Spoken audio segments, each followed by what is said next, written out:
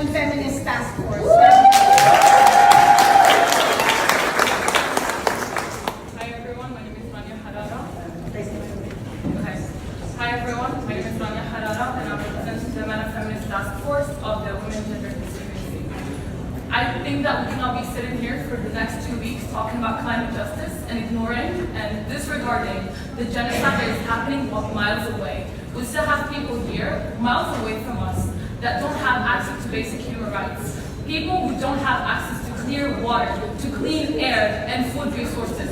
Gaza has one of the worst air quality from bombing and attacks. And Palestinians have access to very limited water. And they can't even drill water cells or collect water from their rainwater.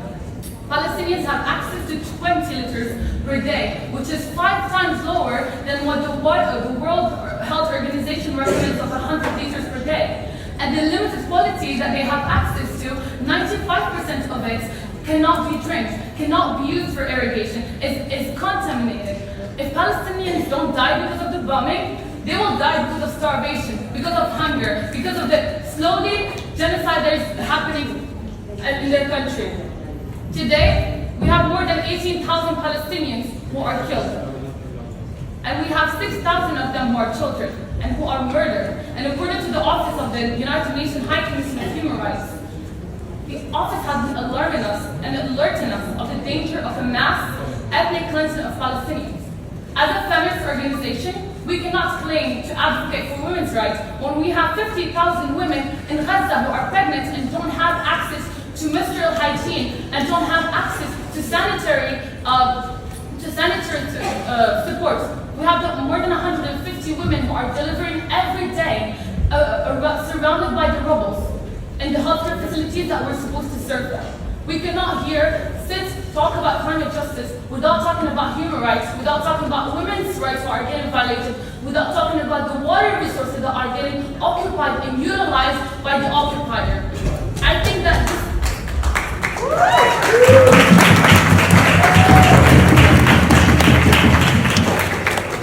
we have today women who have C-sections without amnestia. We have women who are taking pills to avoid getting their period because they don't have access to pads and tampons.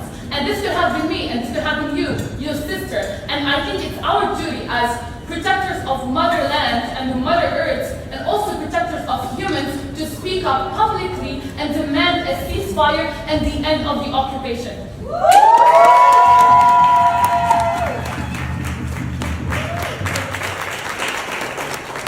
The Men of Feminist Task Force has been working on the women, some certain demands that we asked for. You can find our demands on our website.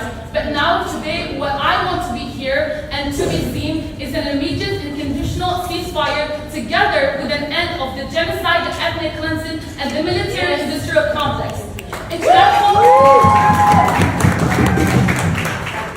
International humanitarian law, international criminal law, and human rights standards and the Geneva Conventions must be upheld without exception. We call on everyone to pressure their governments and issue an immediate support for an unconditional ceasefire to end the violence and the suffering, including that of the Palestinians living in the occupied territories. Those who benefit from the sophisticated and heavily funded machinery making up the military-industrial complex are by extension also complicit in the suffering and this genocide. We must cease the development, the transfer, and the morally corrupt profiting of armory and weaponry that results in the genocides and crimes against humanity.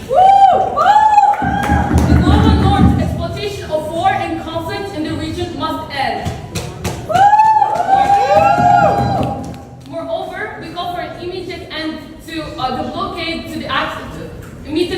blockade for humanitarian aid that is limited and the access to water, electricity, fuel, supplies in Gaza. Lastly, we want to demand protection of vulnerable groups and safeguarding the rights of women and children. Children are not combatant and should never be civilian casualties. At this moment that we're talking, we have 6,000 children who got killed. Yesterday, we have 2 children in the occupied territories that have been shot. They were 12 and 8 years old. What was their problem? What did they do? Being children in occupied territories, that was their only mistake, is being born in Palestine. We called for safeguarding of all human rights in accordance with the international standards and the full protection of children, women, and girls who we know are disproportionately affected in times of crisis. We need leadership that is courageous and accountable across the board. We call on the global community, particularly governments and organizations in the global north, as regions where power is concentrated, to head to the leadership of human rights-centered actions in taking forward calls for long-lasting peace in the region and throughout the world. There cannot be no peace without justice. There can be no climate justice without human rights. Thank you.